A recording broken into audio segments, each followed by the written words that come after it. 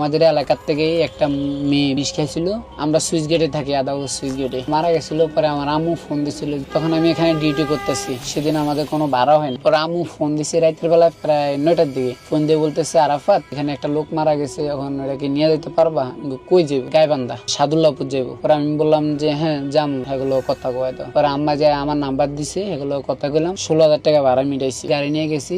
এখান থেকে যাইতে যাইতে মনে করেন যে প্রায় কত 10:30 বাজে। 9টা বাজে আমার ফোন দিছে। আমি আবার হেগুলো কথাবার্তা কইয়া কনফার্ম টনফার্ম হইয়া তারপর গাড়ি নিয়ে 10:30 বাজে ওখানে গেছি। এই আমাদের এলাকায় সুইচ গেটে যাওয়ার পর মনে করেন যে রেডিমেডি করতে টরতে সবকিছু ইয়াটিয়া করতে হতো। মানে পুলিশ টুলিশে আইছিল। পরে পুলিশে কিছু টাকা পয়সা দিয়ে দিছিল। টাকা পয়সা দেওয়ার পর মনে করেন যে পুলিশ চলে গেছে। ওনার স্বামীর সাথে সাংসারিক ভাবে মানে কি একটা হয়েছিল তা এতটুকু আমরা জানি। ফাঁস দিয়ে মারা গেছিল। পরে আমরা নিয়ে গেছি। এখান থেকে রওনা দিছি প্রায় বাজবো। এই সুইচ গেট থেকে রওনা দিছি, মানে 10:30 বাজে তো আমি ওখানেই গেছি। যাওয়ার পরে মনে করেন যে ওনারা সবাই রেডিমেডি হয়েছে, সব গোছ গাছ করছে, পুলিশ মিলিশ এসে করে বিদায় করছে। প্রায় 1টার দিকে টান দিছি আমাদের এলাকার থেকে গাইবান্ধার উদ্দেশ্যে রওনা দিছি। লাস্টটা হিন্দু ছিল, ওনাকে নিয়ে আমার সাথে তখন একটা স্টাফ ছিল, আমার ছোট ভাই, ওর নাম হচ্ছে ইয়াসিন। এখন ডাম্পার গাড়ি চালাইতেছে। লাশের সাথে আপনার মনে করেন যে ওনারা অন্য গাড়িতে আসতেছে, মানে ওনাদের অত বেশি আবার সমর্থন নাই। ওনারা বাস দিয়ে যাইতেছে। আপনার সুইচ গেটে আপনার গাইবান্ধার বাস আছে, ওনারা বাস দিয়া যাবে। ওখানে মনে করেন যে আমার স্টাফ ছিল, তখন আমার ছোট ভাই ছিল, জায়গা নাই, যাইতে পারবেন না। ওনারা বলছে আচ্ছা ভাই আপনি চলে যান তাহলে। তখন ফ্রিজিং গাড়ি, ওটা হলো ফ্রিজিং গাড়ি, মানে ফ্রিজ গাড়ি আর কি। ওটা মনে করেন যে দেখা গেছে অনেক সময় লাশ স্বজন বাইরে থাকে অথবা দূরে আছে কোনো জায়গায়, আপনি ফ্রিজিং এ রাইকা লাশটা মনে করেন যে ফ্রিজে থাকবো, কোনো সমস্যা হবো না। যতক্ষণ পর্যন্ত হেরা আইবো না ততক্ষণ পর্যন্ত গাড়িতে রাখবো, ওয়েটিং থাকবো আর কি। যাইতে যেতে পারে সকাল হয়ে গেছে আর কি। রোডে জাম জট ছিল অনেক। এদিকে তো চান্দুরা পর্যন্ত অনেক জাম, সাভার নবীনগর অনেক জাম। এদিকে জাম ঠেলা মিলে গেছি। প্রায় সাভার থেকে বাইরেতে প্রায় আমার রাতে 3টা বেজে গেছে। মানে 2 ঘন্টা আমি জামে ঠেলছি। 1টা বাজে তো রওনা দিছি এখান থেকে। 2 ঘন্টা আমি জামে ঠেলছি। অর্ধেক রাস্তা গেছি, গ্রাম এলাকায় ঢুকছি আর দেখছি যে একটা কালো বিড়াল খাড়ায় রয়েছে রোডের মাঝখানে। তো আমি আবার স্লো করলাম, কারণ একটা অবলা পানি তো মারে আমার লাভ। আমি তো তখন বুঝতে পারি না যে এটা অন্য সমস্যা অথবা একটা বাধা সৃষ্টি হইতেছে। আমি আবার গাড়ি স্লো করছি আর মনে করেন উদা হয়ে আর দেখি না। আমি তখনই আমি ভয় পেয়েছি। যখনই গাড়ি স্লো করছি তখনই ওখানে স্টার্ট বন্ধ হয়ে গেছে আমার গাড়ি আর স্টার্ট হইতেছে না, আর বিড়ালটা উদা হয়ে গেছে। পরে জাস্ট 7-8 মিনিট পরে গাড়ি স্টার্ট হয়েছে। আবার গাড়ি টান দিছি, অর্ধেক আবার একটু সামনে গেছে, দেখি যে কালো বিড়ালটা আবার খারাপ হয়েছে। কতটুকু দূরে যাওয়াটা পসিবল ছিল না এই বিড়ালটার। ওখান থেকে আমি দেখছি যে ওখানে খারানো, তো আপনার আমি ব্রেক করলাম, দেখি বিড়ালটা উদা, আমার গাড়ি স্টার্ট বন্ধ হয়ে গেছে। আমি মনে করেন যে মানে এটা নার্ভাস, কি রে বিড়ালটা কই গেল। মনে করছি আবার বনের দিকে কোনো চলে গেছে না, গাছপালার দিকে চলে গেছে। আমি আবার অতটুকু চিন্তা করি নাই। গাড়ি ফ্রিজিং গাড়ি অনেক সময় দেখা গেছে ফ্রিজ চলার কারণে, গাড়ি ফ্যাশের কারণে স্টার্ট বন্ধ হইতে পারে, অনেক দূর চলছে গাড়ি, সমস্যা হইতেই পারে। 7-8 মিনিট পরে গাড়ি স্টার্ট হওয়ার পরে আমি গাড়ি নিয়ে আবার টান দিছি। প্রায় 3 কিলো যাওয়ার পরে ওই কালো বিড়ালটা আবার রোডের মাঝখানে খারাপ হয়েছে। এটা সম্ভব না। আমি অনেক ভয় পেয়েছি। কি রে বিড়ালটা, আমি দেখলাম বিড়ালটার কারণে আমি গাড়ি খারাপ করলাম, বিড়ালটা নাই, আবার এত দূর আসছে, কিভাবে আসছে, এটা তো অসম্ভব। পরে স্টাফরে বললাম, তখন ওইও দেখতেছি বিড়ালটা, আপনি গাড়ি ব্রেক করে না টান দেন। গাড়ি আমি আর খারাপ করা নাই, গাড়ি টান দিছি। গাড়ি টান দেওয়ার পরে আর কিছু হয় না, আল্লাহর রহমতে চলে গেছি হইলো ওনাদের বাড়ির কাছে। রাস্তার থেকে ওনাদের বাড়ি যাইতে জাস্ট 2 মিনিট লাগে পাশাপাশি। আমি ওনাদের বাড়ির সামনে গেছি আর ওনারা বলতেছে যে ভাইয়া আমাদের এখানে তো রাখার জায়গা নাই, আমাদের গাড়ি ঘুরে আসবে, এদিক দিয়ে গাড়ি ঘুরে চলাচল করে, আমাদের রাস্তায় তো জায়গা নেই, রাস্তায় তো গাড়ি রাখতে পারবেন। এক কাজ করেন, আপনি গাড়ি নিয়ে শ্মশান ঘাট চলে যান। এত রাইতে শ্মশান ঘাট যান, তখন কয়টা ভোর 4:30 তো ফেরাই কাছাকাছি গেছি। আপনার 5টা 5:30 বাজে সকাল হয়ে গেছে। আমি শ্মশান ঘাট গেছি, আল্লাহর রহমতে কোনো সমস্যা হয়নি। ওনাদের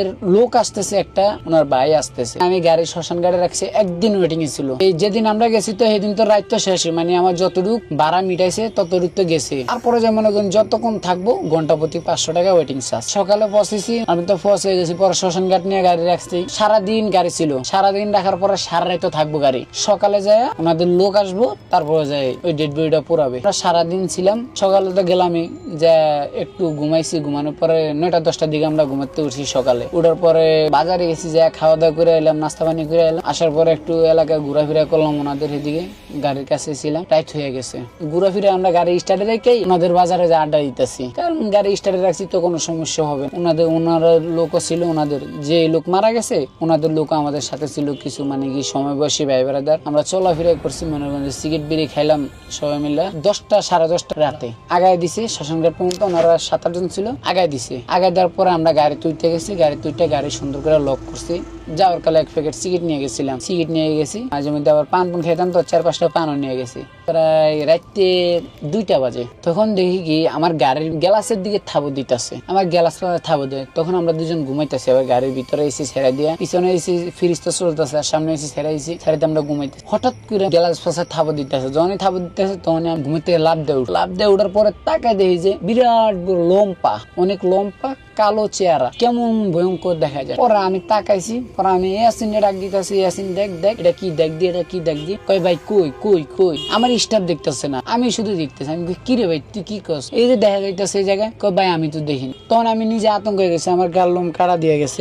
মিথ্যা তো আর হয় না, যা হয়েছে তাই বলতেছি আর কি। আমার অনেক ভয় পাইছি, মানে যে কোনো একটা জিন অথবা যে কোনো একটা কিছু হবে, ভূত মানে অত কিছু, ভূত তো আর নাই, ভূত মানে যে কোনো একটা খারাপ কিছু হইব।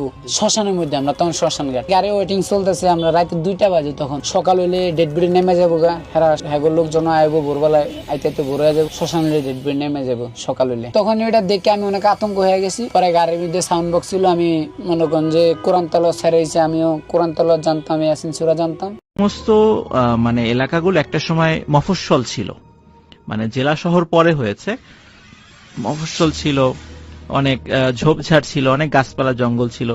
সাধারণত এই এলাকাগুলোতে ভয়ের ঘটনা আপনি অসংখ্য পাবেন। এটা শুধু রাজবাড়ী বলে কোনো কথা না, এটা বাংলাদেশের অনেক জায়গাতেই আপনি এটা পাবেন। এই জন্য দেখা যাচ্ছে রাজবাড়িটা একটা সময় ফরিদপুরের, গ্রেটার ফরিদপুরের অংশ ছিল, পরবর্তী 80-র দশকে এটা জেলা হয়েছে, এবং এই যার কারণে দেখা মফস্বল হওয়ার কারণে ওখানে অসংখ্য গল্পগুলো রয়ে গেছে। এমন একটি ঘটনা আমি আজকে আপনাদের সামনে উপস্থাপন করব। ঘটনাটির সময়কাল 1968 সালের দিকে, 68 বা 69 এমন একটা সময় আর কি, এক্সাক্ট সালটা বলতে পারছি, তবে এই 2 সালের মধ্যে কোন একটা হবে। ঘটনাটি আমার এক আঙ্কেল বলেছেন। ঘটনাটি যার সঙ্গে ঘটেছিল ওনার নাম হচ্ছে সনাতন ডাক্তার, ওনার নাম হচ্ছে সনাতন দা, তো সবাই তাকে সনাতন ডাক্তার নামে চিনতেন আর কি। আজকে রাজবাড়ী যে মাছ বাজার রয়েছে, মাছ বাজার মেইন যে বাজারটা রাজবাড়ী জেলা সদরের, তো ওই মাছ বাজারের ঠিক কাছেই একটা ছোট্ট টিনের একটা দোকান ছিল, মানে একটা ডিসপেন্সারি, হোমিওপ্যাথির একটা ডিসপেন্সারি ছিল। তো উনি এটা চালাতেন। আসলে ডাক্তার হিসাবে ওনার তেমন কোনো খ্যাতি ছিল না, রোগী টুগী খুব বেশি উনি পেতেন না, তবে ভালো মানুষ হিসাবে ওনার একটা বিশেষ খ্যাতি ছিল। সৎ, পরোপকারী, সহজ সরল মানুষ হিসাবে এবং নিরেট ভদ্রলোক বলতে যেটা বোঝায়, উনি তেমনই একজন মানুষ ছিলেন সনাতন ডাক্তার। তো কিন্তু রোগী ওরকম পেতেন না, ওরকম পরিচিত উনি ছিলেন না। টুকটাক আসতেন, ওনার বাড়ি ছিল রাজবাড়ির কুঠিপাচুরিয়া গ্রামে। তো ওনার একটা বাইসাইকেল ছিল, প্রতিদিন উনি আসতেন, এই প্রায় 10-12 কিলোমিটার পথ পাড়ি দিয়ে উনি আসতেন। আবার মাগরিবের পরপরই, কারণ তখনকার সময় কিন্তু এদিকে ইলেকট্রিসিটি অতটা ছিল না, থাকলেও খুব আর কি, ওই সময় সে মুক্তিযুদ্ধের আগে, তো এই জন্য সন্ধ্যার পরে মানুষজন ওই সময় থাকতো না ওইদিকে, এই জন্য উনি বাড়ি চলে যেতেন সাইকেল নিয়ে। আর ওনার দোকানেও একজন কম্পাউন্ডার ছিলেন, ওর বাড়ি রাজবাড়ির প্রপারেই, তবে সে এখন কোথায় আছে আমি জানি না, আমি তার কোনো সন্ধান পাইনি। তার নাম ছিল আব্দুর রহিম, সে ওনার দোকানের কম্পাউন্ডার ছিলেন আর কি।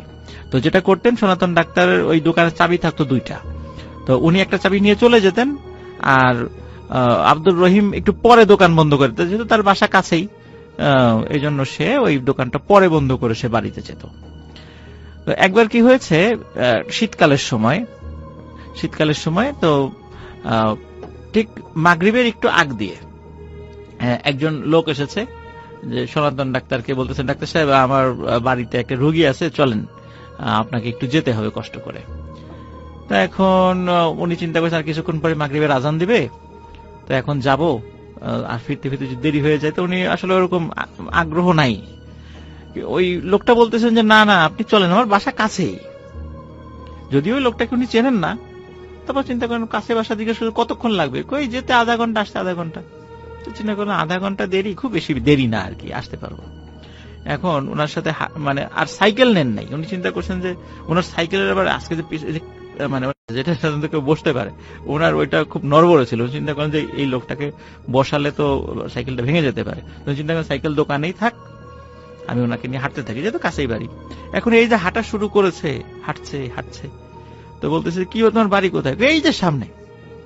তো তো সামনে সামনে করতে করতে বলে যাই, বলে তোমার বাড়ি কোথায়? বলে সোনাকান্দর গ্রাম। সোনাকান্দর গ্রাম কিন্তু যারা রাজবাড়ি শুনছেন, এখানে যদি আপনি সাইকেল চালিয়েও যান ওখানে যেতে না হলে 15 থেকে 20 মিনিট লাগবে, আর পায়ে হেঁটে গেলে প্রায় 45 মিনিট 50 মিনিট সময় লাগবে। তো এখন হয়তোবা সাইকেলে বা এখন অটোতে গেলে খুব কাছেই, কিন্তু ওই সময় পায়ে হেঁটে যাওয়ার পথটা একটু দূরে ছিল। এখন বলে তোমার বাড়ি সোনাকান্দর গ্রামে, তো আমাকে আগের থেকে বলো নাই কেন? বলে যে যদি বললে যদি না আসতেন, এই ভয়ে বলি নাই। তো যাই হোক, উনি ওই বাড়িতে যান, গিয়ে রুগী দেখেন। রুগী দেখে ফিরতে ফিরতে ওনার দেরি হয়ে যায়, ফিরতে ফিরতে দেরি হয়ে যায়। আর ওনার দেরি দেখে ওই ওনার দোকানের যে কম্পাউন্ডার আব্দুর রহিম, সে দোকান বন্ধ করে চলে গেছে। এখন উনি চিন্তা করছে, উনি এসে দেখেন দোকান বন্ধ। এখন ওনার সাইকেল তো দোকানের মধ্যে, এখন উনি বাসায় যাবেন কিভাবে?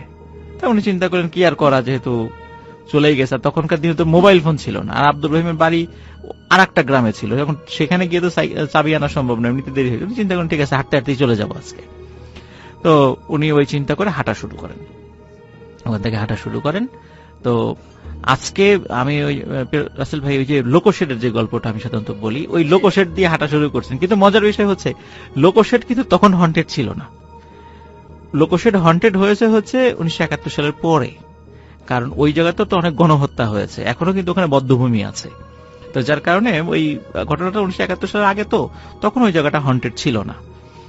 যার কারণে উনি যখন লোকোশেড পার হয়ে দিকে চলে যাচ্ছেন, কোনো ঘটনা ওনার সাথে ঘটে নাই। আর আজকে যে রেল লাইনটা লোকোশেডের এদিক দিয়ে গলন্দ ঘাট পর্যন্ত চলে গেছে, তখন কিন্তু এই রেল লাইনটা ছিল না, রেল লাইনটা অন্য দিক দিয়ে ছিল, ওটা এমনি পায়ে হাঁটা পথ ছিল ওই দিক দিয়ে। তো উনি যাচ্ছেন ওই দিক দিয়ে, একদম সোজা চলে গেলে ওনার বেশ ঘন্টাখানেক হাঁটলে ওনার বাড়ির কাছাকাছি উনি চলে যেতে পারেন, ঘন্টা 2-2.5 লাগে আর কি হেঁটে যেতে। উনি যাচ্ছেন যাচ্ছেন, কিছুটা পথ পার হয়ে দাঁতশি বাজার নামে একটা জায়গা আছে, এটা রাজবাড়ির লোকজন অবশ্যই চিনে থাকবেন সেটা। তো দাঁতশি বাজারটা পার হয়ে উনি হাঁটা শুরু করেন, এই পর্যন্ত কোনো সমস্যা হয়নি। তো ওনার হাতে কিন্তু ভাইয়া একটা মানে টর্চ লাইট থাকতো সব সময়, যেহেতু উনি রাত্রে চলাফেরা করতেন, টর্চ লাইট থাকতো। তো টর্চ লাইট মানে জ্বালিয়ে উনি যাচ্ছেন। হঠাৎ ওনার মানে পথের সামনে মানে একটা মাঝারি আকৃতির একটা বিড়াল সামনে পড়ে, বিড়াল। তো বিড়ালটি ওনার পথ আগলে দাঁড়িয়ে আছে, বিড়ালটি সরে না, এবং উনি বিড়ালটিকে সাইড কেটে চলে যাওয়ার চেষ্টা করলো, বিড়ালটি আবার সামনে চলে আসে।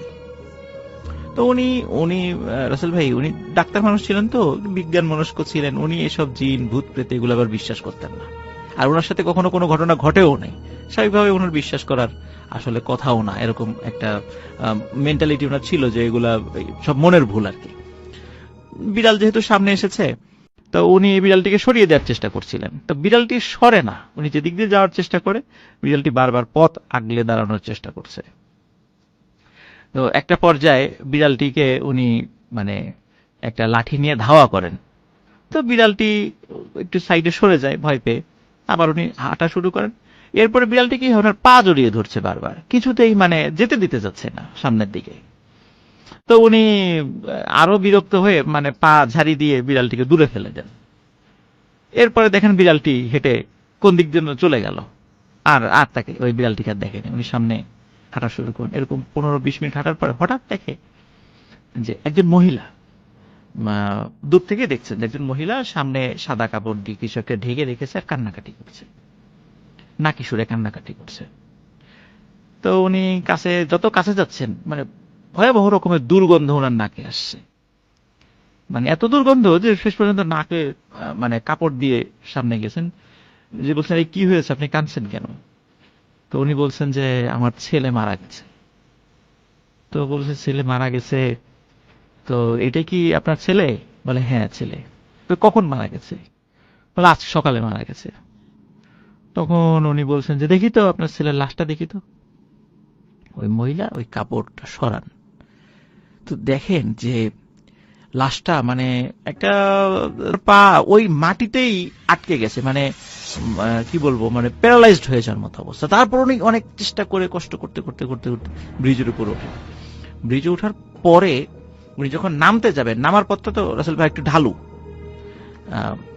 নামতে যাওয়ার সময় উনি ওই হুমড়ি খেয়ে পড়ে যান সামনে। উনি যখন পড়ে যান, ওনার হাতে কিন্তু টর্চ লাইট ছিল, তখনও হাতে টর্চ লাইটটা ধরা। তো উনি তখন সামনের থেকে যখন মাটির সাথে পড়ে গেছেন, সামনে উনি খেয়াল করছেন সামনে থেকে কি যেন একটা আসছে, দুইটা জিনিস। উনি চাঁদের আলোতে যতটুকু বুঝতে পেরেছেন বড় আকৃতির দুইটা কাকড়া। কিন্তু রাসেল ভাই উনি যখন টর্চ লাইট জ্বালিয়েছেন তখন দেখে যে কবজি থেকে নিচে যে আমাদের মানে হাতের পাঞ্জা সহ 5 আঙ্গুল, যেটা এই আঙ্গুল 5 আঙ্গুল দিয়ে কি দুইটা হাত জাস্ট হাতের কবজির নিচের অংশ সামনের দিকে এগিয়ে আসছে। উনি টর্চ লাইট জ্বালিয়ে দেখেছেন। তখন উনি ভয় পেয়েছেন, কিরে এই হাত কিভাবে আসলো? হাতের কবজির নিচের অংশ আছে কিন্তু বডিটা নাই। তখন আর একটা বিষয়, যে ওই যে লাশের যে একটা বিকট গন্ধ উনি পেয়েছিলেন না, ওই গন্ধ তো ক্রমশ ওনার কাছে আসছে। উনি তখন চিন্তা করেন যে আমি একটু আগে একটা লাশ দেখে আসছি, হাতের কবজি ছিল না, দুই হাতের 2 কবজির নিচের অংশ ছিল না, লাশটা ছিল মানে পচে যাওয়া লাশ, মানে খুব দুর্গন্ধ ছিল। মনে হচ্ছে যে ওই যে 2টা হাত এগিয়ে আসছে, ওই হাতের দেখে উনি দূর থেকেই বুঝতে পেরেছেন যে এই হাতটা ঠিক ওই যে পচে যাওয়া হাতের মতো এবং খুব দুর্গন্ধ হচ্ছে। উনি ওই সময় হচ্ছে ভয় পান এবং উনি মানে সমস্ত শরীরের সমস্ত শক্তি সঞ্চয় করে উঠে দাঁড়ান। উঠে দাঁড়িয়ে মানে উনি যখন সামনের দিকে যাবেন, তো পিছন দিকে যাওয়ার সুযোগ নেই, সামনের দিকে ওনার বাড়ি, সামনের দিকে যাচ্ছেন, ওই হাতগুলো মানে বারবার ওনার সামনে এসে ওনার পথ আগলে দাঁড়াচ্ছেন। তারপরও যখন উনি ওই হাতকে ওভারটেক করে চলে যাওয়ার চেষ্টা করেছেন, তখন ওই 2টা হাত ওনার পা চেপে ধরেছিল। এরপর উনি মানে ওনার ধর্মের যে মন্ত্র আছে, শ্লোক আছে, সেগুলো উচ্চস্বরে পাঠ করতে থাকেন আর সৃষ্টিকর্তার নাম জপতে থাকেন। এটা করতে করতে উনি মানে সমস্ত শরীরের শক্তি দিয়ে উনি দৌড়ানো শুরু করেন। ওই হাত যে কোথায় গেছে, কি হয়েছে উনি আর বলতে পারেন না। হ্যাঁ, আর ছিল না তার সাথে। কিছুদূর সামনে গিয়ে একটা মানুষের সাথে উনি ধাক্কা খান। তো ধাক্কা খান তখন ওই লোকটা বলে ওঠে, এই আপনি চোখে দেখেন না? তখন বলে, আরে রহিম, তুই এখানে কি করিস? বলে, ও দাদা, আপনার দেরি দেখে আমি দোকান বন্ধ করে দিছি। তো চিন্তা করলাম যে আমার তো আবার আগামীকালকে একটা জরুরি কাজ আছে, দোকানে তো আসতে পারবো না। তো চিন্তা করলাম যে আপনার কাছে তো চাবি নাই, তো আপনার বাড়িতে এসে চাবিটা দিয়ে যাই। তো এই জন্য আমি আপনার বাসার আসার চেষ্টা করতেছিলাম, মানে আসছিলাম আর কি। তো তুই সাইকেল নিয়ে আসিস নাই কেন? হেঁটে হেঁটে আসছিস কেন? ও বলে যে আমি সাইকেল ভালো চালাইতে পারি না। এই কথাটা শুনে ওনার একটা অবাক লাগে, কিন্তু আব্দুর রহিম কিন্তু খুব ভালোই সাইকেল চালাতে পারতো, কিন্তু ও বলছে যে আমি ভালো সাইকেল চালাতে পারি না। তো আচ্ছা ঠিক আছে, আসছি যখন, চল, এই যে একটু আগে এই ঘটনা ঘটছে। তখন আব্দুর রহিম বলছে যে যাক, আল্লাহ বাঁচিয়ে দিয়েছেন আপনাকে, কোনো বিপদ আপদ হয় নাই, রাত্রেবেলা চলাফেরার ক্ষেত্রে একটু সতর্ক থাকবেন। এই কথা বলে মানে আব্দুর রহিমের সাথে বিভিন্ন গল্প টল্প করতে করতে ওনার বাড়ির কাছে চলে আসে। তখন সনাতন ডাক্তার উনি বলতেছেন যে রহিম, চল বাড়িতে চল, তোর দিদি রান্না বাড়া করছে, একবার খাওয়া দাওয়া কর, আজকে থেকে যা, অনেক রাত হয়ে গেছে। তো বলে, না না, আমার আগামীকালকে কাজ আছে, আমি থাকতে পারবো না, আমি বাড়িতে যাব না, আপনি যান, এই চাবিটা রাখেন, দোকানের চাবি, আমি চলে গেলাম। বলে, না তা কি হয় নাকি, বাড়িতে যাবি না কেন? কিছুতেই সে বাড়িতে ঢোকে না। তো যখন উনি চিন্তা করেন যে এত রিকোয়েস্ট করলাম, যেতে চাচ্ছে না, উনিও একটু বিরক্ত হন, মন খারাপ করেন, এত রিকোয়েস্ট করা যাচ্ছে না, তো ঠিক আছে তাকে বিদায় দিয়ে দেন, সেও চলে যায়। তো উনি বাড়িতে যাওয়ার পরে ওনার স্ত্রীকে সব ঘটনা খুলে বলেন। খুলে বলার পরে যদিও ভয় পেয়েছিলেন, তারপরে ওই যে আব্দুর রহিম পথের একটা জায়গার সঙ্গ দিয়েছিলেন আর কি, ভয়টা অনেকটা কমে গিয়েছিল আর কি। খুব যে ভয় পেয়ে একদম জ্বর চলে আসছে বিষয়টা এরকম না। পরের দিন উনি দোকানে গেছেন, ওনার যে ডিসপেন্সারি সেখানে গেছেন, যার পর দেখে আব্দুর রহিম দোকান খুলে বসে আছে। কিরে আব্দুর রহিম, তুই না বললি যে কালকে মানে আজকে আসবি না? বলে যে আপনাকে আমি কখন বললাম আজকে আসবো না? আপনার সাথে তো আমার দেখাই হয় নাই। তখন উনি বলছে, কি বলিস দেখা হয় নাই? কালকে রাত্রে না তোর সাথে আমার ধাক্কা লাগলো, তারপর গল্প করতে করতে গেলাম, তুই আমাকে দোকানের চাবি দিলে, এই যে চাবি, এই যে আমি চাবি সাথে নিয়ে আসছি। বললে, আরে এই চাবি আপনি পেলেন কোথায়? আমি তো এই চাবি কালকে দোকানে রেখেই চলে গেছি, আপনার দেরি দেখে দোকান টোকান তালা মেরে চলে গেছি, চাবি তো দোকানের মধ্যেই ছিল, চাবি আপনি পেলেন কোথায়? চাবি তো আমি আপনাকে দেই নাই, আর আমি তো দোকান তালা মেরে আমি তো বাড়িতে চলে গেছি। তখন উনি চিন্তা করেন, তাহলে আমার ওই পুরো পথ সঙ্গ দিল কে? এইটার মানে রহস্য উনি আর উদ্ধার করতে পারেন নাই রাসেল ভাই। উনি স্বাধীনতার পূর্বেই যখন মোটামুটি আমাদের দেশে একটু বিভিন্ন সমস্যার সৃষ্টি হয়, উনি ওই সময়ই মানে ওনার ওনার ফ্যামিলির অন্যান্য মেম্বার যারা তারা নদিয়া অঞ্চলে থাকতেন, উনি ওই সময় ওনার জমি জমা বিক্রি করে দিয়ে চলে গিয়েছিলেন আর কি, আর ফেরত আসেন নাই কখনো, যার কারণে উনি এখনো বেঁচে আছেন কিনা আমরা জানি না। তবে একটা বিষয় রাসেল ভাই, আমি এই ঘটনার থেকে একটা বিষয় আমি মানে শিক্ষা পেয়েছি বা আমি বুঝতে পেরেছি, আশা করি স্যারও বুঝতে পারবেন, সেটা হচ্ছে যে এই যে সনাতন ডাক্তার যিনি, উনি একজন খুবই পরোপকারী ভালো মানুষ ছিলেন। রাত্রেবেলা হয়তোবা চলার পথে উনি বিপদে পড়েছেন, কিন্তু দেখেন আব্দুর রহিম সেজে কোনো একজন তাকে হেল্প করেছে, হয়তোবা আল্লাহ তাকে পাঠিয়েছেন। তো যারা মানুষের উপকার করে, মানুষের কল্যাণ কামনা করে, তারা যদি কখনো বিপদে পড়েও, সে প্যারানর্মাল বিষয় হোক আর যেটাই হোক, সে যে ধর্মের লোকই হোক, আল্লাহ তাআলা অবশ্যই তাকে সাহায্য করবেন। যেভাবে সাহায্য করা প্রয়োজন আল্লাহ তাআলা অবশ্যই তাকে সাহায্য করবেন। তো এই ঘটনাটা ছিল জাস্ট এক রাতেরই ঘটনা। এরপরে ওনার সাথে আর কোনো ঘটনা ঘটেছে বলে জানি না। এই এক রাত্রেই রাসেল ভাই এই ঘটনাটি ঘটেছিল। এটি ছিল ঘটনা। আচ্ছা, আলামিন যে স্টোরিটি শেয়ার করছে, এই ঘটনাটির সময় খুব বেশি দিন আগের না, 2018 সালের ঘটনা। এটি 4 বন্ধুকে কেন্দ্র করে। এটি ওই নড়াইল জেলার লোহাগাড়া উপজেলার লাহুরিয়া ইউনিয়নের একটা জায়গা আছে, এটাকে পশ্চিম পাড়া বলে আর কি, পশ্চিম পাড়া। তো এই পশ্চিম পাড়ায় 4 বন্ধু আছে। একজন নাম হৃদয়, রমজান, রিয়াজ এবং তাজরুল।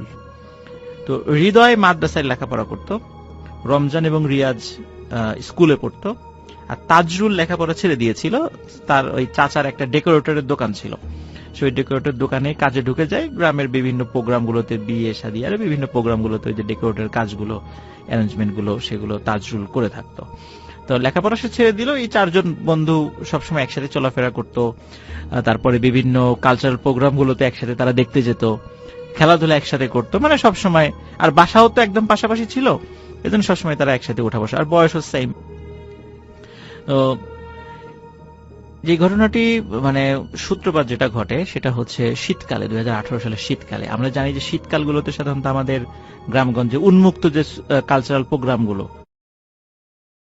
ধর্মীয় প্রোগ্রাম বলেন বা অন্যান্য প্রোগ্রাম বলেন, উন্মুক্ত যেগুলা ওপেন জায়গাগুলোতে হয়, সেগুলো শীতকালে হয়ে থাকে, ঝড় বৃষ্টি যেহেতু থাকে না। তো ওই সময় ওয়াজ মাহফিল গুলা কিন্তু বেশি হয় আমাদের দেশে শীতকালে। তো এরা আবার ওয়াজ মাহফিলে মাঝে মাঝে যাওয়ার চেষ্টা করত।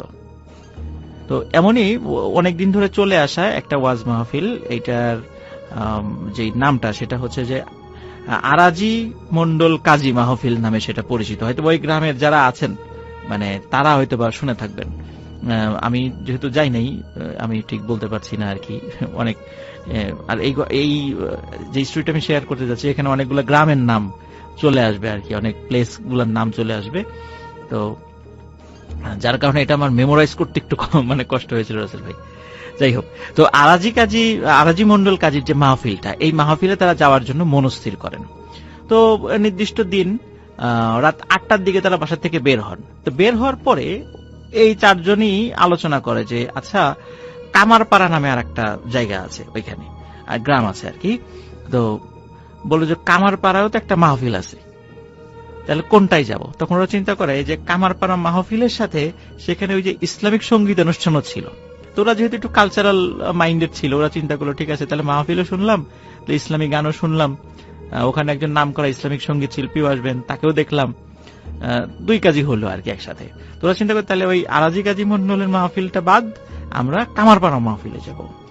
আর কামারপাড়া মাহফিলের ওইখানে কামারপাড়া যাওয়ার জন্য মানে যে গ্রামের মধ্য যে পথ, সেটা প্রায় 1.5 ঘন্টা লাগে হেঁটে যেতে রাসেল ভাই, 1.5 ঘন্টার মতো সময় লাগে। ওরা রওনা দেয়। হঠাৎ করে তাজরুল ওই হৃদয়, রমজান এবং রিয়াজকে বলে যে আচ্ছা, আমরা এত পথ হাঁটবো কেন? আমার একটা শর্টকাট রাস্তা জানা আছে, সেটা হলো এই ইসামতি বিলের মধ্য দিয়ে যদি আমরা যাই, 20 থেকে 25 মিনিটের মধ্যে আমরা কামারপাড়ার কাছে চলে যেতে পারবো। তো আমরা এই দিক দিয়ে চলে যাই। এখন অন্যরা বলে আসলেই তো তাই, আমরা 1.5 ঘন্টা হাঁটবো কেন, আমরা একটু তাড়াতাড়ি চলে যাই সেখানে। তো যেই চিন্তা সেই কাজ। তাজরুলের নির্দেশনায় ওরা ইছামতি বিলের মধ্যে দিয়ে হাঁটা শুরু করেন। আর শীতকালে তো আসলে বিলগুলোতে পানি থাকে না, তখন বিলগুলোতে কিন্তু রাসেল ভাই ধান চাষ হয়। তো সেখানে পুরো বিলে ধান চাষ হয়েছে। আর ক্ষেতের মাঝখান দিয়ে আমরা যেটাকে আইল বলি, এই আইলের উপর দিয়ে হেঁটে যাওয়া যায় আর কি। তো ওরা আস্তে আস্তে হেঁটে হেঁটে যাচ্ছে। অনেক পথ বলতে মোটামুটি 15 মিনিট হাঁটার পরে, মানে ওদের পথ খুব আর বেশি দূরে নয় আর কি। হাঁটার পরে ওই বিশেষ করে এই 4 বন্ধুর মধ্যে রমজান এবং তাজরুল, এদের এই দুইজনের আবার মাঝে মাঝে একটু সিগারেট খাওয়ার অভ্যাস ছিল। আর হৃদয় এবং রিয়াজ, এদের আবার সিগারেট খাওয়ার অভ্যাস ছিল না। তো রমজান এবং তাজরুল ওরা বলছে যে একটা সিগারেট খেতে ইচ্ছা করছে। তখন অন্যরা বলছে যে এই বিলের মধ্যে সিগারেট মানে ধরাবা কই, মেস তো নাই সাথে। তখন ওই যে রাসেল ভাই, ওই বিলের মধ্যে কিন্তু ওই যে মানে সেচ কাজ করার জন্য ওই যেই জায়গাতে মেশিনটা বসানো হয়, আমরা গ্রামে বলি সেচ মেশিন, শ্যালো মেশিনও বলে আর কি। তো ওই সেচ মেশিন যেখানে বসানো হয়, ওই সেচ মেশিনের জন্য কিন্তু একটা ছোট্ট ঘর করা হয়, একটা অস্থায়ী ঘর। এবং ওই ঘরের মধ্যে একটা মাচা পেতে যে এই মেশিনের দায়িত্বে থাকে সে থাকে আর কি। তো বিলের মধ্যে এই সেচ মেশিনগুলো তখন ওই এখন কোনোটায় ইলেকট্রিসিটি মানে সংযোগ আছে। আর যেহেতু বড় বিল, ওখানে ইলেকট্রিসিটির খাম্বা ছিল না, ওটা কি ওই যে তেলে চলতো আর কি। এই জন্য ওখানে কিন্তু ওই ঘরগুলোতে কোনো বৈদ্যুতিক বাল্ব থাকতো না, এমনি হয়তো বা হারিকেন বা ল্যাম্প জ্বালাতো আর কি। তো ওরা দেখে যে ওই একটা অস্থায়ী ঘর, যেটা ওই রকম সেচের জন্য যে অস্থায়ী ঘর আছে, দূরে একটা ঘর দেখা যাচ্ছে, কিন্তু ওই ঘরের মধ্যে আলো। তো তাজরুল বলছে যে ওই যে একটা ঘর আছে, তো চলো আমরা ওইখানে যাই, নিশ্চয়ই ওখানে লোক আছে, যদি আলো জ্বলছে লোক আছে। আর আলো মানে হচ্ছে সেখানে তো অবশ্যই কোনো কুপি বা হারিকেন বা কিছু একটা জ্বালানো থাকে। উনি তো এত দ্রুত চলতে পারেন না, উনি তো স্ক্র্যাচে করে চলেন। আর এই আইলের উপর দিয়ে আমরা 2 পা দিয়ে হাঁটতে কষ্ট হয়, তো উনি স্ক্র্যাচে ভর করে এত তাড়াতাড়ি কোথায় চলে গেলেন। তো ওরা বুঝতে পারে যে ওরা একটা বিপদে পড়ে গেছে, বড় ধরনের একটা বিপদ। তখন ওরা চিন্তা করে যে আমাদেরকে দ্রুত ওই কামারপাড়া চলে যেতে হবে, যেখানে মাহফিল। ওরা বলে আমরা তো কাছাকাছি আছি। ওরা হাঁটা শুরু করে। তো হাঁটতে হাঁটতে রাসেল ভাই ওরা একটা অদ্ভুত জায়গায় নিজেদেরকে আবিষ্কার করে। দেখে যে ওরা হাঁটতে হাঁটতে একটা উঁচু ঢিবির মতো একটা বিশাল জায়গায় চলে আসছে, এবং সেখানে মানে খুব ঘন কাশবন। ওরা বলে কি ব্যাপার, আমরা এখানে চলে আসলাম কেন কাশবন? এবং কাশবনের মধ্যে ওরা 4 জন হারিয়ে যায়। কিন্তু হারালেও যেহেতু ওরা ওইখানেই ছিল, ওরা চিৎকার চেঁচামেচি করে নাম ধরে ডাকতে ডাকতে ওরা নিজেদেরকে আবার একত্র করে। কাশবনে রাসেল ভাই ওরা যখন আসে, তখন ওরা নিজেদেরকে আবিষ্কার করে এটা আসলে শুধু একটা উঁচু ঢিবি বা কাশবনের একটা ঢিবি না, এটা হচ্ছে একটা শ্মশান। সেটা হচ্ছে যখন মানে বর্ষাকাল থাকে, তখন ওই অত্র এলাকার যারা সনাতন ধর্মাবলম্বী যারা আছেন, তাদের মধ্যে কেউ মারা গেলে তখন তো আর ওই লাশ পোড়ানোর জন্য মানে যে অ্যারেঞ্জমেন্ট গুলো নিচু জায়গায় বর্ষাকালে এটা তো সম্ভব নয়। তখন তারা কি করতো, ওই উঁচু জায়গায় নিয়ে আসতো। ওই বিলের মধ্যে ওই জায়গাটা উঁচু ছিল, তো ওখানে লাশ নিয়ে এসে ওখানে মানে লাশ পোড়াতো আর কি। তো ওইখানে ওরা দেখে যে এরকম বিভিন্ন ওই কাঠ কয়লা পড়ে আছে, বিভিন্ন জায়গায় ছড়িয়ে ছিটিয়ে আছে বিভিন্ন জায়গায়। ওরা বুঝতে পারে যে এটা তো শ্মশান, এবং আগে থেকেই তো ওরা শুনেছিল, রাত্রেবেলা বুঝতে পারে নাই সেটা। ওরা ওখানে চলে এসেছে। দ্রুত ওরা 4 জন সেখান থেকে নেমে আবার অন্যদিকে হাঁটা শুরু করে। 15 থেকে 20 মিনিটের মাথায় ওরা আবার নিজেদেরকে আবিষ্কার করে আবার ঠিক ওইখানেই চলে আসছে। ওরা বলে যে কি ব্যাপার, আমরা আবার এখানে কিভাবে চলে আসলাম? ওরা আবার সেখান থেকে নেমে যায়, নেমে আবার হাঁটা শুরু করে। আবারও রাসেল ভাই পরপর 3 বার একই ঘটনা ঘটে। ওরা বারবার ওই শ্মশানের ওই ঢিবির ওইখানে চলে আসছিল। হৃদয় যেহেতু মাদ্রাসায় লেখাপড়া করত, ও তখন উচ্চ স্বরে কোরআন তেলাওয়াত করতে থাকে। ও বুঝতে পারে যে আমরা আজকে আমাদের হয়তো বা বড় ধরনের কোনো ক্ষতি হয়ে যাবে। উচ্চস্বরে কোরআন তেলাওয়াত করতে করতে ওখান থেকে নেমে আসে 4 জনই, মানে হৃদয় কোরআন তেলাওয়াত করে, অন্য 4 জন 3 জন সাথে থেকে নেমে আসে। তখন রাসেল ভাই আর ওরা ব্যাক করে ওই জায়গায় ওই গোলক ধাঁধায় পড়ে আর ফেরত আসেনি।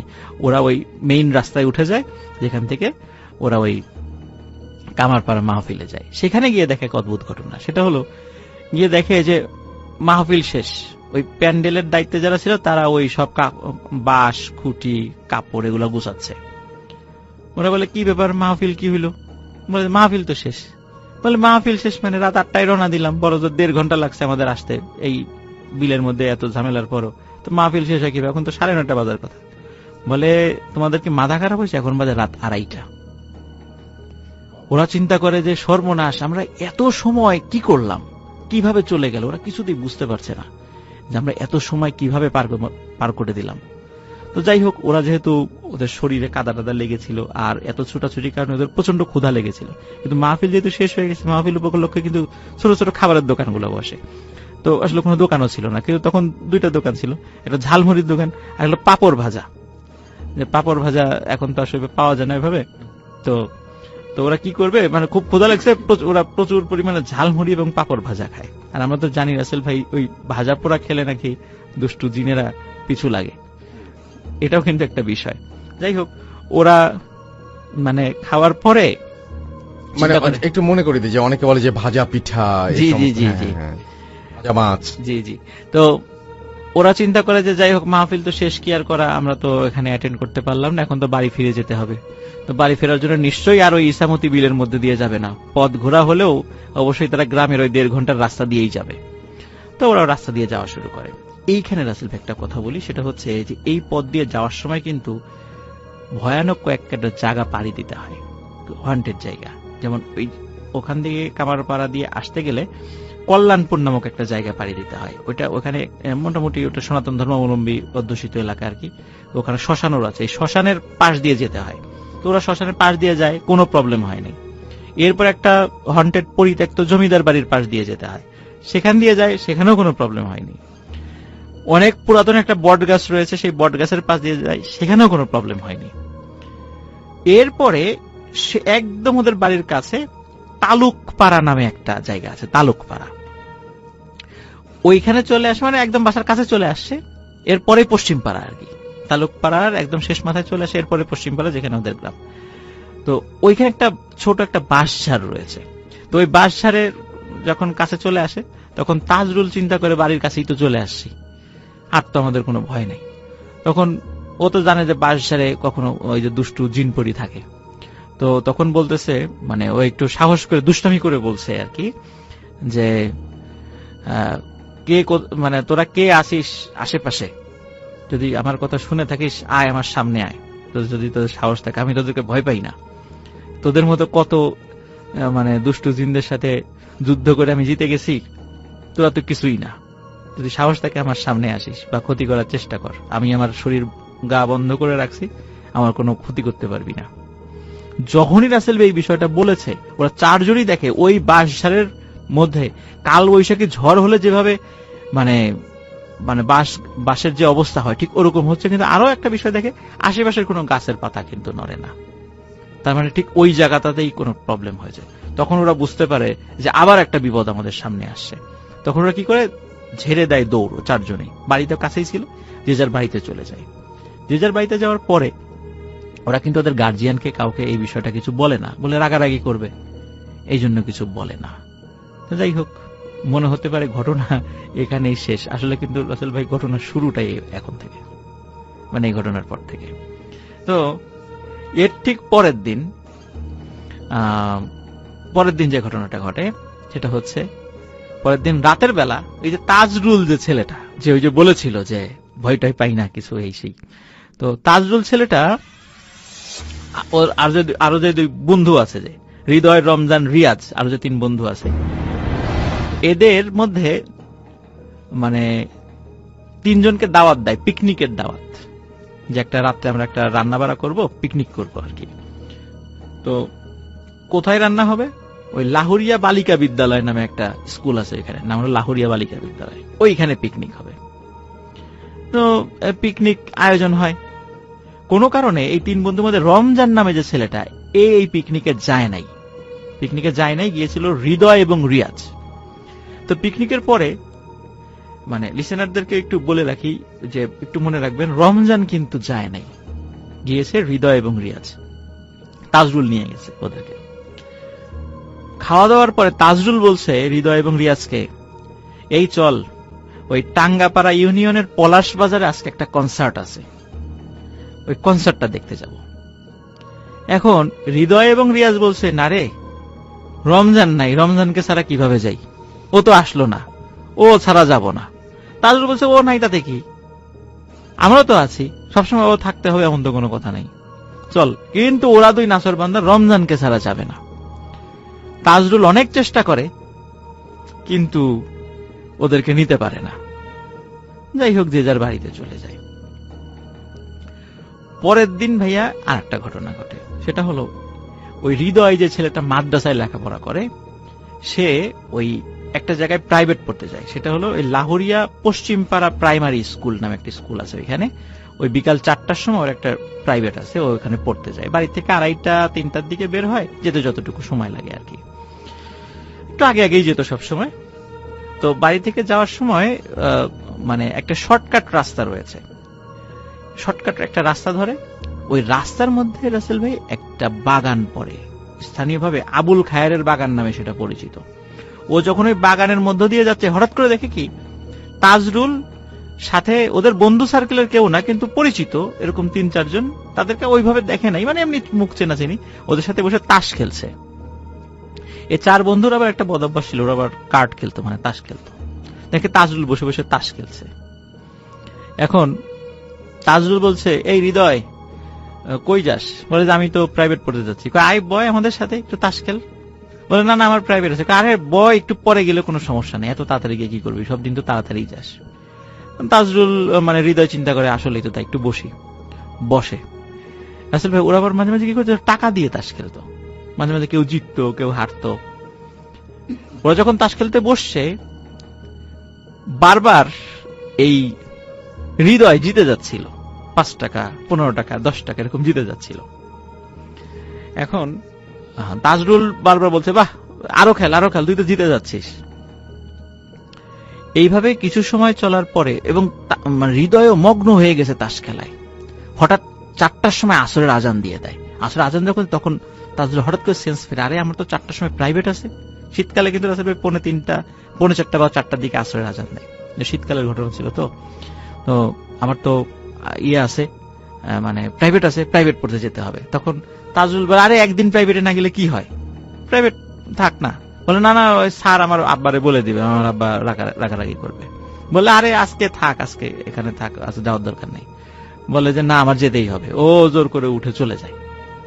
যাই হোক, প্রাইভেট পড়ে মানে চলে আসে। চলে আসার পরে সাধারণত মাগরিবের নামাজের পরে ওদের বাড়ির কাছে একটা দোকান আছে, এখন আছে না হলো আলমগীরের দোকান। সন্ধ্যার পরে ওই দোকানে, বিষয়টা কি রাসেল ভাই আপনি মনে হয় দেখেছেন বা লিসেনার অনেকে দেখেছে, গ্রামগঞ্জে কিছু দোকান থাকে, দোকান টেলিভিশন থাকে। তো ওখানে বসে সবাই একটু টেলিভিশন দেখে চাটা খায়, মোটামুটি ভালোই জমে থাকে আর কি। আর ওই দোকানে একটা ক্যারাম বোর্ড ছিল, ওই ইয়াং ছেলেপেলে সে ক্যারাম বোর্ড খেলতো, মোটামুটি ভালোই জমজমাট ছিল আলমগীরের দোকান। ওরাও কি করতো, মাগরিবের নামাজের পরে ওখানে আসতো, গল্প গুজব করে এশার আগ দিয়ে সবাই বাসায় চলে যেত। ওই মানে ওই সময় হৃদয় যে প্রাইভেট পরে আসছে, মাগরিবের পরে আসছে, আসার পরে এসে দেখে যে তাজরুল তখনও আসে নাই। তাজরুল তখনও আসে নাই। তো রিয়াজ আছে, রমজানও আছে। হৃদয় এসে বলছে যে ওই দিন আবার রাসেল ভাই বাংলাদেশের একটা খেলা ছিল, কোন একটা দেশের সাথে আর কি, ক্রিকেট খেলা। তো বলছে যে আজকে যদি বাংলাদেশ জেতে তোদেরকে আমি 25 টাকার কটকটি খাওয়াবো। কটকটি কিন্তু ওই যে এক ধরনের গ্রামীণ খাবার আর কি, নিশ্চয়ই লিসেনাররা বুঝতে পারছেন, কটকটি খাওয়াবো। তখন রমজান আর রিয়াজ বলছে যে কটকটি খাওয়াবি, তোর কাছে 25 টাকা কিভাবে আসলো? স্টুডেন্ট মানুষ, 25 টাকা মানে অনেক টাকা। বলে হ্যাঁ, আমি ওই আজকে ইসের আবুল খায়ের বাগান দিয়ে যাওয়ার সময় দেখি তাজরুল বসে তাস খেলতেছে, আমি তো ওর সাথে বসে তাস খেলে আমি 50 টাকা জিতছি। বলে তাজরুলের সাথে তাস খেললি মানে? তাজরুল তো আজকে সারা বিকেল আমাদের সাথে ফুটবল খেললো, আমরা তো একসাথে, ও গোলকিপার ছিল, আমরা তো সারা বিকেল একসাথে খেললাম, এই যে একটু আগে বাসায় গেছে গোসল করে আসবে এখনই। বলে আরে না, আমি নিজে খেললাম, এই যে দেখ পকেট থেকে, এই যে দেখ 50 টাকা, আমি তাজরুলের সাথে জিতলাম। বলে না, এটা হতেই পারে না। আশেপাশে সবাই সাক্ষ্য দিচ্ছে, হ্যাঁ আজকে দুপুরের পর থেকেই তো আমরা খেলা নিয়েছিলাম, সন্ধ্যার আগ দিয়ে তাজরুল বাড়িতে গেছে। হৃদয় তো অবাক, তাহলে আমি খেললাম কার সাথে? কিছু সময় পরে তাজরুল চলে আসে, তাজরুলের সাথে হৃদয়ের বিশাল বাকবিতণ্ডা। তাজরুল বলে আমি তো খেললাম, কেবল গোসল করে আসলাম, হৃদয় বলে যে না আমি তোমার সাথে তাস খেলছি। তো যাই হোক, এর মধ্যে কি হয় রাসেল ভাই, মানে ওই জায়গাতে কিন্তু ইয়ে ছিল না, রিয়াজ, সরি আমি একটা জিনিস ভুল বলছি ভাইয়া, রিয়াজ ওইখানে উপস্থিত ছিল না, সে রমজান ছিল শুধু। তো রমজান কথা কাটাকাটির এক পর্যায়ে বলতেছে আচ্ছা ঠিক আছে গন্ডগোল কম, এখন থামো, চলো আমরা ওই যে পলাশবাজার টাঙ্গাপাড়া ইউনিয়নে কনসার্ট আছে, কনসার্টে যাব। তখন তাজরুল মানে ইয়েরা বলতেছে যে, তখন হৃদয় বলতেছে কি পলাশবাজার কনসার্ট মানে ওটা তো গতকালকেই শেষ হয়ে গেছে। তখন ওই ইয়ে বলতেছে, রমজান বলছে গতকাল, খেয়াল করেন রাসেল ভাই ওই যে পিকনিকে কিন্তু রমজান ছিল না, হ্যাঁ। তো হৃদয় বলতেছে যে ওটা তো গতকালকেই শেষ হয়ে গেছে, তুই ছিলি না, তাজরুল আমাকে আর রিয়াজকে কত রিকোয়েস্ট করলো, তুই ছিলি না দেখে আমরা গেলাম না, হ্যাঁ। তাজরুল তো তখন উপস্থিত, তাজরুল বলে এই বেটা তোকে মাথা খারাপ হয়েছে, আমি পিকনিকে গেলাম কখন, আর আমি তোদেরকে কনসার্টের কথা বললাম কখন। ওরা দুইজনই ওর উপর ক্ষিপ্ত হয়, এই বেটা তুই আমাদের তিনজনের খাবার একাই সাবার করলি, আমাদেরকে ধরে নিয়ে কনসার্টে নিয়েই যাবি, কত চেষ্টা করলে আমরা রমজান নাই দেখে গেলাম না, এখন বলো যে তুমি আমাদেরকে কনসার্টের কথা কখন বললা। এই শুরু হয়ে যায় বাকবিতণ্ডা। তাজুল বলে যে আমি বলি নাই, আমি তো ছিলামই না, কারণ আমি সারা রাত আমার আব্বার সাথে খেতে কাজ করছি, কারণ আমার আব্বা আমাকে আসতে দেয়নি। ওরা কেউ বিশ্বাস করে না, বলে চল আমার আব্বার কাছে চল। তাকে ওর তাজুল আব্বার কাছে নিয়ে যাবে, আব্বা বলে হ্যাঁ ও তো সারা রাত, আমি তো তোমাদের কাছে যাইতে দেই নাই, ও তো সারা রাত, শুধু রাত না সারাটা রাত, ভোরে সে ঘুমাইছে, সারা রাত আমার সাথে কাজ করছে, খেতে জরুরি কাজ ছিল, খেতে কাজ করছে। তখন ওরা বলে যে আরে তাজরুল একই সময় একাধিক জায়গায় কিভাবে যাচ্ছে, কিভাবে সম্ভব এটা, ওদের মনে খটকা লাগে। কিন্তু রাসেল ভাই ওই রাত্রে ওই যে আলমগীরের দোকানে ওখানে রিয়াজ যে ওদের বন্ধু সে ছিল না। রাতের বেলা আর একটা ঘটনা ঘটে, রাত প্রায় ভাইয়া 11টা-12টা, হঠাৎ করে রিয়াজের যেই রুমে ঘুমাতো ওর জানলায় ঠক ঠক ঠক ঠক আওয়াজ, রিয়াজ খুলে দেখে তাজরুল দাঁড়িয়ে আছে বাইরে। তখন বলে কিরে তাজরুল এত রাত্রে? তাজরুল বলতেছে যে চল একটা পুকুর আছে না, বলে কামারের পুকুর, বলে কামারের পুকুরে মাছ ধরবো রাতের বেলা, অনেকেই মাছ টাছ ধরে চুরি করে, আমরাও মাছ ধরবো। তখন বলে যে ভালো আইডিয়া, স্বাভাবিকভাবে ইয়াং ছেলে পেলে তো একটু দুষ্টমি তো অভ্যাস থাকবেই। বলে তাহলে বের হয়েছে, বের হওয়ার পর হঠাৎ করে মনে হয় আচ্ছা এরকে নিয়ে রমজানকে নিয়ে গেলে কেমন হয়। তাজরুল বলে না না রমজানকে ডাকার কি দরকার, তুই চল।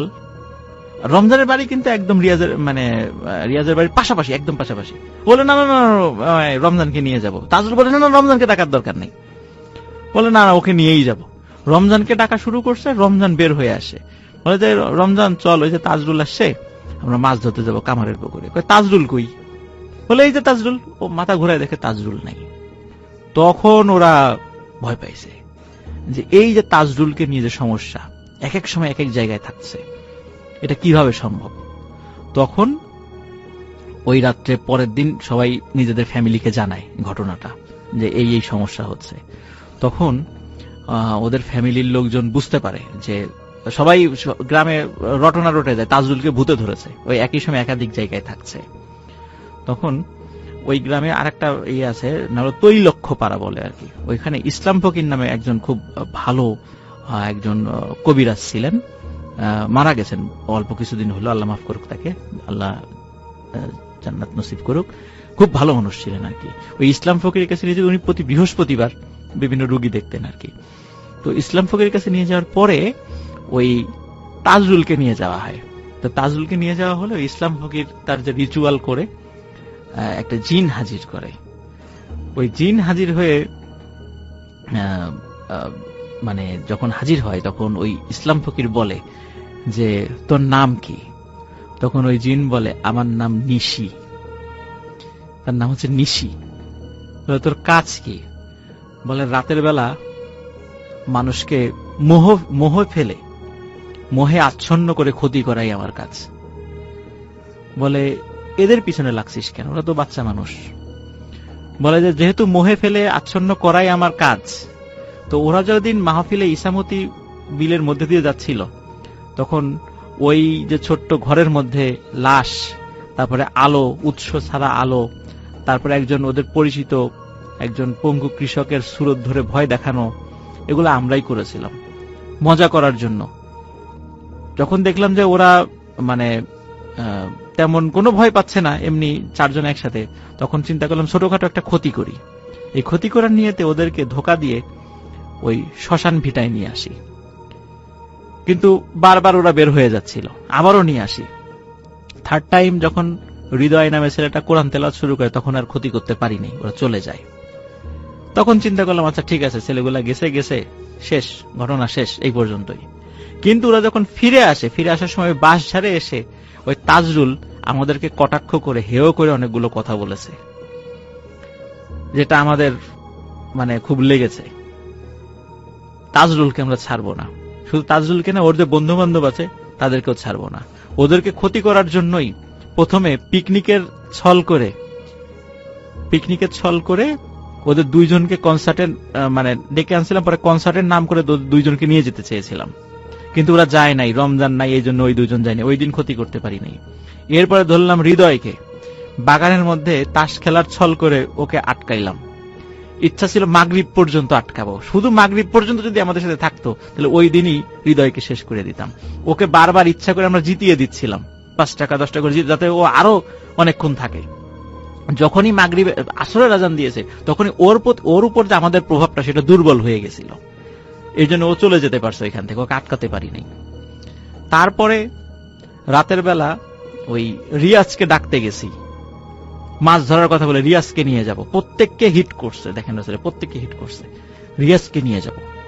কিন্তু রিয়াজ আবার রমজানকে ডাকার কারণে আর করতে পারি নাই কিছু, কিন্তু করতে পারি নাই, সহজ সহজ কিছু পদ্ধতি অ্যাপ্লাই করছি, করতে পারি নাই। এরপর আরো কঠিন পদ্ধতি অ্যাপ্লাই করব, ওদেরকে ক্ষতি করবই, এটা আমাদের পণ।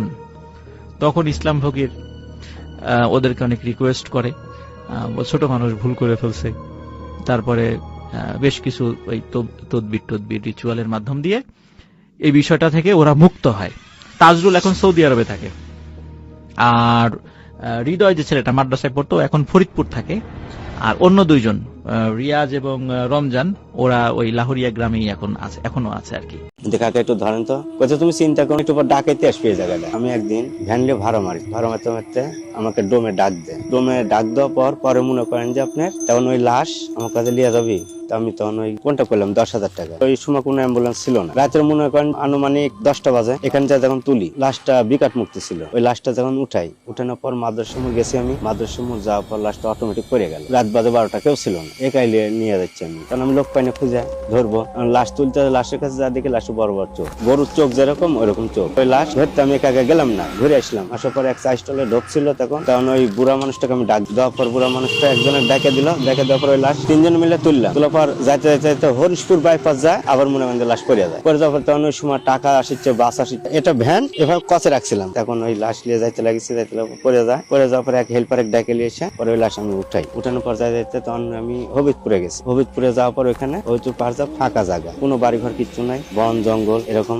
পরে মনে করেন যে ওই লাশ পড়ে যাওয়ার পর ওই লাশের কাছে আমি যাইতে পারছি, খুব ভয় লাগিচ্ছে, মানে বুক ফাড়ে অটোমেটিক লাশ উঠে বসে পড়ছে লাশ। তখন আমার খুব খারাপ লাগিচ্ছিল, মনে হচ্ছে আমি বাইস ফোন এরকম কাটা লাশ, এখান থেকে সিলাই দিয়েছে, মনে করেন যে আপনার বস্তা যেভাবে সিলাই দেয় না ওইভাবে সিলাই দেওয়ার পর মনে হয় কাটা লাশ লিয়ে যাচ্ছে। লাশটা খাইছিল বিষ, উঠে বসে করছে তুই আমাকে ধরবো না, হ্যাঁ লাশের কথা করছে তুই আমাকে ধরবো না, তোকে মেরে ফেলা দিবি। লাশের থেকে দূরে হেঁটে যায়, ভ্যানের কাছে আবার হেঁটে গেছে। যাওয়ার পর তখন একটা ট্রাক যাইতে লাগিছে, তখন সিঙ্গেল দিলাম, দেওয়ার পর থামে না থামে মনে করেন যে চলে গেল। পরে আরেকটা প্রাইভেট কার আসতে লাগিছে, পরে উনাকে আমি ডাক দিলাম, দেওয়ার পরে উনি মনে করেন যে থামিছে। তারপর পর করছে কি হয়েছে ভাই, আমি বলছি তুই লাশটা ধরে দেন তো।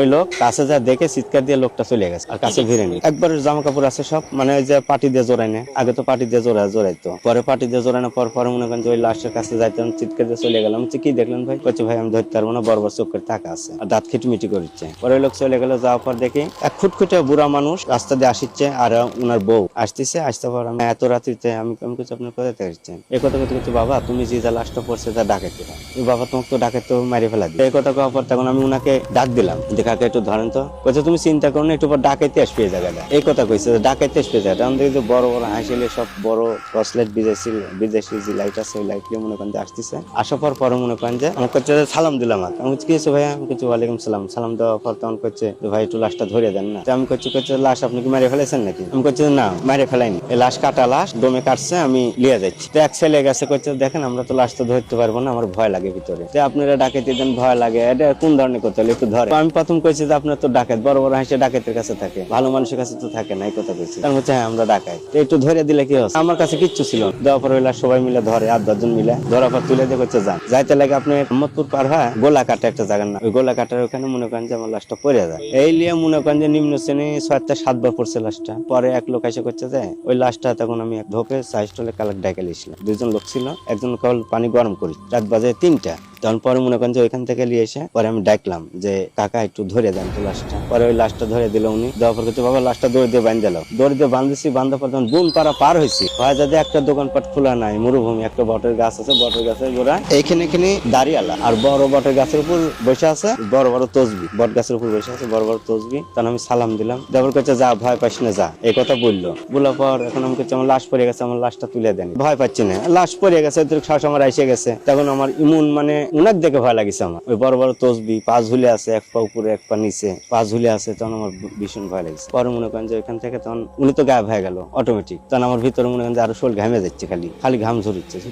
ছুটতে পরে দেখি যে আপনার 2টা লোক আসছে, বা শব্দ পাচ্ছি যে লোক আসছে। পরে আমি ডাকলাম যে ভাইয়া একটু আসেন তো। কলেজে পড়ে ওরা। আমি করছে যে কি আছে ভাইয়া? আমি করছি একটু লাশটা একটু ধরে দেন তো। করছে লাশ আমি ধরতে পারবো না। একজন গ্যাসের কাছে যায়, ওই যে বড় বড় চোখ দেখে দৌড় মারছে চিৎকার দিয়ে, চোখ বন্ধই তো ওরে। এটা আপনার হলো খারাপ আত্মা, বিকাট মুক্তি রূপ ধরছে, 20 কা গোলাপ দর রুগী যায়, এই জন্য বিকাট মুক্তি রূপ ধরছে। ধরার পরে মনে করেন যে ওই লাশ উঠে আবার বসেছে। তখন আমি মনে করেন যে একটা সিগারেট জ্বালাই, আগুন যখন সিগারেট জ্বালাইছি তখন কাছে তোর মায়ের বুকে দুধের জোর আছে দেখে তুই বাইসে গেল, এই কথা মনে হয় পড়ে গেছে। পরে আরো 2 জন লোক আসতে লাগেছে, নামাজ পড়তে যাচ্ছে। ওই সময় ওনার ডাক দিলাম, দফা লাশ ধরে তুলেছি। পরে বাড়ির যায় মনে করেন যে ওনার বাড়িতে লাশ দিলাম, ভ্যানটা ধুয়ে দেওয়ার কথা বললাম। তখন বলিচ্ছে যে আমি এরকম বৃত্তান্ত, আমরা ভ্যান ধুয়ে দিব না। তখন আমি বলছি কেন ধুয়ে দিবেন না? ভ্যান যদি না দেন তাহলে আমার ভ্যানের দাম দিতে। তখন করছে যে আমরা ভ্যানের দাম দেবো না, আমরা ধুয়ে দিচ্ছি। পরে রক্তপুঞ্জ যা ছিল সব ধুয়ে ফেকলে দেওয়ার পর মনে করেন যে ওনারা আমার টাকা পয়সা দিয়ে দেয়, আমি চলে আসি। আচ্ছা, এই কাহিনীটা আমাকে শেয়ার করছে রিপুল। এটা ওদের গ্রামের বাড়ির একটা ঘটনা। হ্যাঁ, সো এবং এটা আপনার গ্রামের নদীর ঘটনা আর কি, জল পিশাচের যদি বলে থাকি আমি সেরকম কিছু আর কি। যাই হোক, ওদের গ্রামে একজন মাঝি ছিল এক সময়। মাঝি একসময় মানে কি মানে ছিল আর কি, নট লং এগো। তো মাঝি রাতের বেলা মাছ ধরতো। তো ওদের বাড়িটা হচ্ছে বরিশাল এবং আপনার খুলনার কাছাকাছি একটা জায়গা, যেখানে নাকি অনেক নদী এবং কিছুটা ওই যে আপনার সুন্দরবনের পাশের নদীগুলো পড়ে আর কি। যাই হোক, সেই মাঝি রাতের বেলা মাছ ধরতে যেত নদীতে। তার কাজই ছিল হচ্ছে আপনার মানে শেষ রাতের দিকে সে মাছ ধরতে যেত। ওই সময় নাকি অনেক মাছ ধরা পড়তো আর কি। আচ্ছা। তো যাই হোক, একদিন সেই মাঝি রাতের বেলা মাছ ধরতে গেছে। তো তার সাথে তার ছেলে ছিল। ছেলের বয়স খুব বেশি না, আচ্ছা, ওর বয়স 11-12 বছর, কিশোর বয়সী একটা ছেলে। তো ওকে রেখেছে আপনার ওই নৌকার ভেতরটা ছই ছিল, ছইয়ের ভেতরে, এবং তারা মাছ ধরে ধরে নৌকার পাটাতনে জমাতো আর কি। আচ্ছা। এখান থেকে সে ধরে যতটুকু উঠতো তার মাছ, সেটা সে টেনে নিয়ে আসতো, এনে ছেলেকে দিত, ছেলে নিয়ে সেটা ওই পাটাতনে রাখতো, এরকম ভাবে আর কি। আচ্ছা। তো রাতে যখন তারা বের হয়, ইউজুয়াল যে জায়গাগুলোতে তারা মাছ ধরে সেখানে আরো কিছু নৌকা আছে এবং জাল ফেলছে। দেখে যে জালে মাছ খুব একটা উঠছে না আর কি। বেশ অনেকক্ষণ অপেক্ষা করার পর যেই ইউজুয়াল হারে মাছটা আসে সেরকম না। তো সে দেখে যে বাকি নৌকাগুলোতেও মনে খুব একটা প্রোগ্রেস নাই, কারণ তারা বুঝতে পারে নিজেদের ভিতরে কিছু সাংকেতিক কমিউনিকেশন করে নিজেরা। তো এরকম সময় সে চিন্তা করে যে আমি একটু সাইডে চলে যাই, শাখা দিয়ে একটু সামনে যেয়ে দেখি কোনো হয় নাকি, অ্যাডভান্সমেন্ট হয় কিনা। আচ্ছা। যদিও এটা খুব রিস্কি, ওইসব এলাকায় মানে এরকম রাতের বেলা সাধারণত যায় না, শাখাতে ঢুকেই না শাখা নদী। আচ্ছা। তো যাই হোক, সে আপনার শাখা নদীর দিকেই চলে যায়। নিজে নিজে একটা ট্র্যাক রাখে যে আমি এরকম ভাবে ব্যাক করবো। ওদের কাছে কিন্তু আসলে কম্পাস টম্পাস কিছু নেই রাস্তা ভাই। আচ্ছা। আর ওইসব অঞ্চলে নাকি এই শাখা নদীতে ঢুকে গেলে কখনো যদি হারিয়ে যায় তাহলে নাকি বের হওয়া খুব কঠিন। আচ্ছা। যারা লোকাল তাদের জন্যই কঠিন, আর নতুন কেউ তো হয়তো আপনার পারবেই না। আচ্ছা। যাই হোক, তো সে যায় শাখা নদীতে ঢুকে যায়, ঢুকে যেতে থাকে দেখে যে মানে রাতের যে অন্ধকারটা সেটা আরো ঘনীভূত হয়ে গেছে আর কি। যেহেতু আশেপাশে গাছ টাছ, ওই যে আপনার ব্যান্ড্রোক টাইপের ইগুলো আর কি, কলকাতা টাইপের। তো যেতে যেতে একটা জায়গায় যায়, সে জায়গায় যে সে দেখে যে তার মানে জালের মধ্যে ভালো সে একটা ফিডব্যাক পাচ্ছে আর কি। এবং সে জাল তুলে দেখে প্রচুর মাছ, এবং সে তুলে ফেলে, ছেলেকে ডাকে, ছেলে নিয়ে ওটা আপনার সরাই ফেলছে, পেছনে নিয়ে যাচ্ছে। তো এরকম করতে করতে সে দেখে যে প্রচুর মাছ তার উঠে গেছে, সে আরো ভেতরে যায় আর কি। যাওয়ার সময় এক পর্যায়ে সে দেখে যে তার জালটা সে পাচ্ছে, তো দেখে যে জালের মধ্যে বেশ ভালো নড়াচড়া হচ্ছে, বুঝছে যে জাল বেশ ভারী হয়ে গেছে আর কি। তো সে সেটা টানা শুরু করে, টানে গোটায় গোটায় একদম তুলে আনে, দেখে প্রচুর মাছ লাফাচ্ছে। এবং সে তখন তার ছেলেকে ডাকে, দেখে ছেলে পিছন থেকে আর আসতেছে না। আচ্ছা, তার পাটাতনে ছেলে আর আসতেছে না, কি ব্যাপার? ছেলেকে অনেকক্ষণ ডাকার পর এক পর্যায়ে ছেলে আসে। আসার পর ছেলেকে সে বলে যে আয় আমরা তুলি, এটা বেশ ভারী হয়ে গেছে আর কি। তো দেখে ছেলে তাকে সরায় দেয়, বলে আমি নিতেছি আর কি। ছেলে বলে যে আমি নিচ্ছি, তোমার লাগবে না। তো বলে ছেলে দেখে যে ছেলে একাই টেনে আপনার জালটাকে তুলে ফেলে ভেতরে। বলে এতটুকু ছেলে ওর এত শক্তি কেমন? বলে বাবা তুই তো অনেক বল হয়ে গেছে তোর, তুই এত মাছ কেমনে তুলতেছে এত শক্তি? ছেলে কোনো উত্তর না দিয়ে জালটা ভিতরে তুলে নেয় এবং দেখে যে যেখানে মাছ যা ছিল ওখানে আনলোড করার সব আনলোড করে আবার তাকে জালটা খুব দ্রুতই ফিরিয়ে দেয়।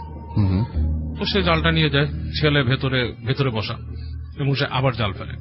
তো সে একসময় খেয়াল করে দেখে, তার হঠাৎ করে খেয়াল হয় যে সে যে জায়গাটা আছে সেটা হচ্ছে আপনার একটা মানে লাইক সৈকত টাইপের কাইন্ড অফ, লাইক নদীর একটা সাইডে, সেখানে কোনো গাছগাছালি নাই, মানে পানি বাড়ি খাচ্ছে আর কি, সৈকতে যেরকম খায়, এবং বেশ ফাঁকা একটা জায়গা, এরকম একটা জায়গা। সবাইকে তাকায় থাকে যে এরকম তো মানে দুই পাশে তো এরকম নামার জায়গা এরকম ভাবে নাই, ঠিক আছে, মানে হঠাৎ নামলে একটা পাড় বা ওঠার মতো জায়গা, কিছু গাছ টাছ থাকে, বাট এটা হচ্ছে সৈকত টাইপের। তো মনে করে এই জায়গায় এরকম ভাবে আসছে, জিনিসটা তার কাছে একটু বেখাপ্পা লাগে আর কি। আচ্ছা, তো সে এর মধ্যে আপনার পিছনে ছেলেকে ডাকতে থাকে যে জাল মনে হয় আবার উঠাইতে হবে, এসে আয়, এখন ছেলে আর আসে না। তো উনি খেয়াল করে হঠাৎ শব্দ পায় ভিতরে, মানে শব্দ হচ্ছে কেমন খ্যাস খ্যাস খ্যাস খ্যাস এরকম একটা শব্দ হচ্ছে। তো উনি ভেতরে যায়, শুয়ের ভিতরে ঢুকে আপছন্দ করে ফার্স্টে একটা কি ছিল, কুপি টাইপের ছিল, ওটা নিভানো। উনি দেখে মানে মনে হচ্ছে মানুষের প্রেজেন্স আছে, বাট একজন না, একাধিক। আচ্ছা, তো প্রথমে ওনার মুখের মধ্যে মনে করে ডাকাত টাকাত কিছু নাকি। তো তারপর দেখে ডাকাত না, কেমন একটা বাজে একটা গন্ধ টাইপের এরকম। তো উনি বেশ ভয় পেয়ে যায় যে ঘটনাটা কি, ছেলের নাম ধরে ডাকে দেয়, ছেলে না, এবং মনে হচ্ছে 2-3 জন আছে।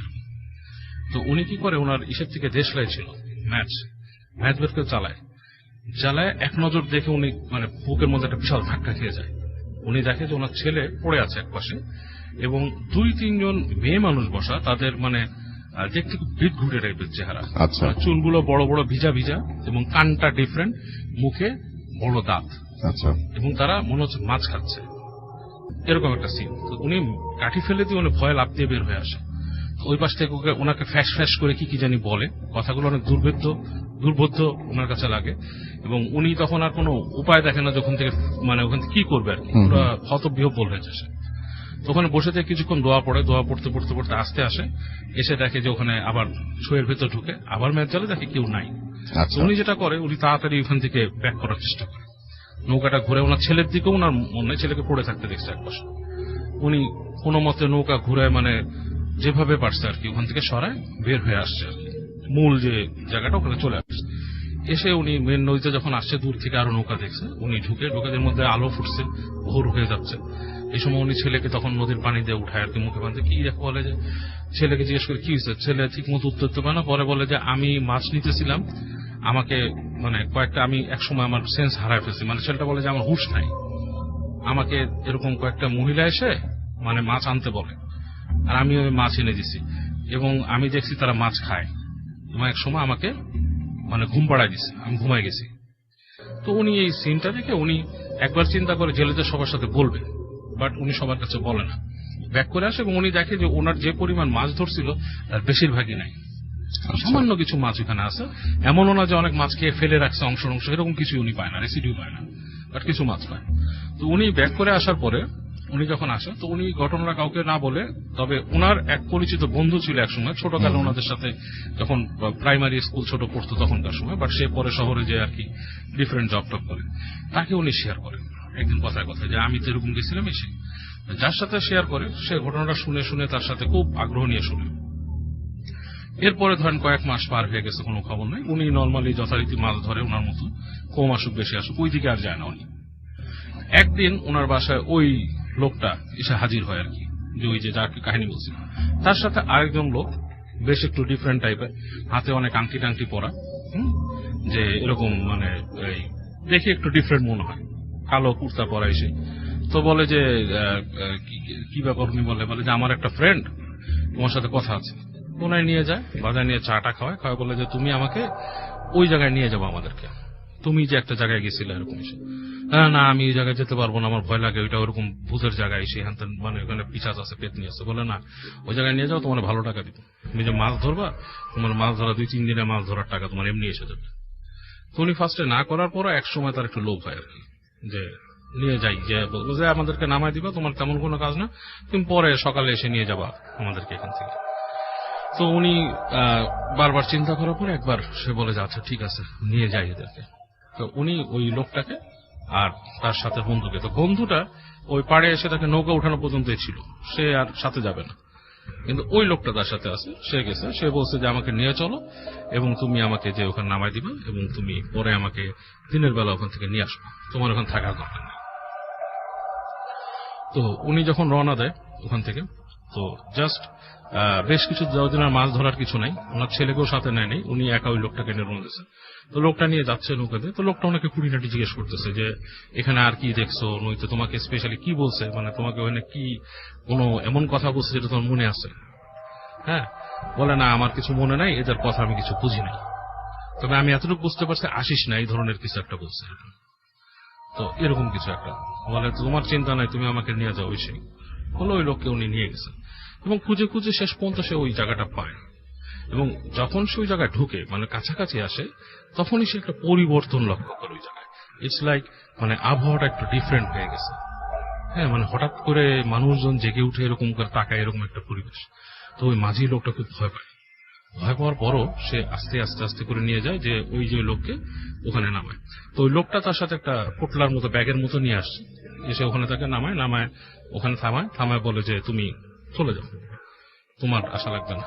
তবে মাঝি খুব কিউরিয়াস ছিল, সে মনে করে ঘটনাটা কি, মানে এইখানে আসছে কি করতে আসছে লোকটা, এদের মাথায় অনেক কোয়েশ্চেন আসে। যাই হোক, সে মানে যখন নাকি ওকে নামায় দিয়ে তার চলে যাওয়ার কথা, সে তাকে টাকাও দিয়ে দিছে, সে চলে আসতেছে। এসে অনেকখানি আসার পরে মানে সে মনে করছে যে আমি যখন আসছি ফ্রি চলে যাবো, কেন মাছ পাইছিলাম, মাছ ধরি। সে নিজে জাল পেতে পেতে মাছ ধরতেছে আর বসে বসে ওখানে টুকিটাকি, মানে ওখান থেকে একটু দূরে চলে আসে, আসতেছে। তো একটা সময় সে শুনতে পায় দূরে, বেশ দূর থেকে মনে হচ্ছে মানে কি চিৎকারের শব্দ। বেশ যখন চিৎকারের শব্দগুলো পায়, তার কাছে মনে হয় যে কি হচ্ছে, কেউ মানে এখানে তো মানুষ থাকার কথা না, জঙ্গলে মানুষের চিৎকার, মানে কিছু একটা হচ্ছে নাকি। হ্যাঁ, তো এরকম চিন্তা করে সে ইগনোর করে কয়েকবার। তারপরে সে চিন্তা করে যে না, আমি যাই দেখি চিৎকার কি হয়েছে। এবং লোকটা যেতে বলছে, লোকটারও কি মানে একটা কিউরিয়াসিটিও তার মধ্যে ভর করে।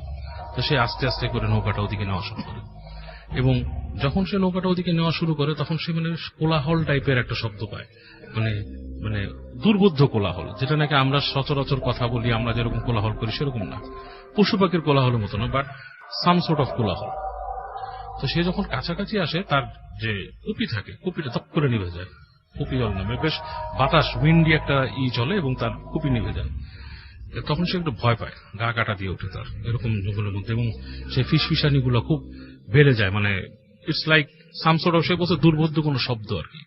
তো সে নৌকাটা যখন কাছাকাছি নিয়ে আসছে, ওই চরের কাছাকাছি যখন চলে আসে, দূর থেকে সে দেখে যে অনেকগুলা মানুষ উবুড় হয়ে যদি কিছু খায়, সেরকম একটা সিন, ঠিক আছে, এরকম একটা সিন। তো সে আরো কাছাকাছি যখন চলে আসে, তখন কিন্তু ওই দিন ছিল চাঁদের রাত, মানে চাঁদ আছে আকাশে। আলোতে দেখে যে কিছু মানুষ বলা যাবে না, প্রাণী বানর টাইপেরও হতে পারে, পিঠগুলো চকচক করতেছে, ইটস লাইক শাইনিং সারফেস পিঠে, লাইক যেমন মাছের পিঠ যেরকম থাকে এরকম আলো পড়ছে, চকচক করছে, এবং চুল আছে মাথায়, তারা উবুড় হয়ে কিছু খাচ্ছে। এবং সে অনেক ভয় পায়, ভয় পেয়ে সে তাড়াতাড়ি আবার ফিরে চলে যাওয়ার চেষ্টা করে বৈঠা দিয়ে, পানিতে ঝপাস ঝপাস করে মানে জোরে বৈঠা মারা শুরু করে সে, এবং সেই শব্দে ওই জিনিসগুলো ফিরে যায়। এবং কয়েক সেকেন্ডের মধ্যে সে দেখে ওইখানে কিছু নাই, সব চলে গেছে। এবং সে দেখতে পায় যে ওই যে চরটার মধ্যে পড়ে আছে কিছু একটা মানুষ টাইপের। তো সে আপনার ওই আবার সে ওই আপনার ভয়টা করে আস্তে আস্তে কাছে যায়, কারণ তার মনে হয় যে ওখানে ওই মানুষটাই মনে হয় পড়ে আছে যাকে রেখে গেছে। তো তার মধ্যে একটা মানে মনুষ্যত্ব কাজ করে যে আমি একজনকে নিয়ে আসছি, সে যদি এখানে কোনো কিছু হয়, কিন্তু তার মধ্যে কোনো একটা ভূত প্রেতের ব্যাপার এখন ঢুকে গেছে যেখানে খারাপ কিছু আছে। তো সে আস্তে আস্তে আবার কাছে যায়, এবং কাছে যায় একসময় সে নৌকাটা ভিড়ায় সেখানে আস্তে করে নামেছে বাড়িতে। নেমে তার মনে হতে থাকে যে তাকে দেখতেছে কি খুব বিষয়। তো সে আস্তে আস্তে আস্তে আস্তে কাছে যেয়ে দেখে যে ওই লোকটাই পড়ে আছে যাকে সে নিয়ে আসছে, এবং সে বেশ ক্ষত বিক্ষত টাইপের। তো সে তাকে করে কি আস্তে করে উঠাতে পারে না, টেনে ছেঁচড়া আনে নৌকার কাছে, কোনো মতো সে নৌকায় তুলে আবার নৌকা নিয়ে সে রওনা দেয়। তো নৌকা নিয়ে যখন চলে আসতেছে তখন সে দেখে যে ওই পাড়ের কাছে তার থেকে প্রায় 5-7 গজ দূরে ওখানে দাঁড়ায় ওরকম একটা মহিলা টাইপের, বলতেছে যে বাঁচাই নিয়ে গেলি রে, মানে জিনিসটা ওরকম গলায় বাট ফ্যাস বলছে দুর্বোধ্য টাইপের, যে একে বাঁচাই নিয়ে গেলি আর কখনো আসলে তোর 14 খানদান শেষ করে দেবো, মানে 14 গোষ্ঠী খেয়ে ফেলবো, এরকম কিছু একটা বলছে। তো সে মনে করেন আস্তে আস্তে মানে নৌকা নিয়ে চলে আসে। তো ওই লোকটা বেশ ইনজোর্ড ছিল, বেশ মানে তার শরীরে বিভিন্ন জায়গায় খামচি খাবলানো, মাংস না এরকম অবস্থা ছিল। এবং সে যখন তাকে ফেরত নিয়ে আসে তখন অলরেডি অনেক গভীর মানে রাতের মানে একদম মানে প্রায় শেষ রাতের মতো হয়ে গেছে। কোনো মতে সে টেনে এনে সে ওই তার যে বন্ধুটা তাকে খুঁজে বের করে, তাকে নৌকায় রেখে খুঁজে বের করে, বলে যে তোমার যাকে নিয়ে গেছো তার এই অবস্থা, সে নৌকায় যে ঘটনা সংক্ষেপে বলে, সেও দৌড় দিয়ে আসে, এসে একে নিয়ে যায়। তো ওই লোকটাকে পরে কি অসুস্থ অবস্থায় গেছিল সেটা সে আর জানতে পারে নাই, বাচ্চে কি মরছে বা কিছু একটা। তার বন্ধু তাকে বলছে যে তার এই যে এইটা ছিল, সে ছিল একটা জ্যোতিষী বা জাদুকর যে এই ধরনের ম্যাজিক করত। তো বলছে যে তুমি ভুল করে এমন কোথাও গেছিলে যেখানে মানুষ জলপরীর সাধনা করে, এমন কোথাও তুমি গেছিলে যেখানে জলপরী বা পানির পিশাচ বা যেটাই বলে সেটা ওই জায়গায় থাকে। তুমি একটা জায়গা খুঁজে পাইছিলে, এবং ও গেছিল সেখানে সেটা করতে, বাট সে ওইটাকে কন্ট্রোল করতে পারে নাই, বা সে যে সাধনা করতে গেছিল সেটা সে করতে পারে নাই, এই কারণে তার কি অবস্থা। তো সে জিজ্ঞেস করে সে কি বেঁচে আছে, এটার উত্তর তার বন্ধু তাকে দেয়নি।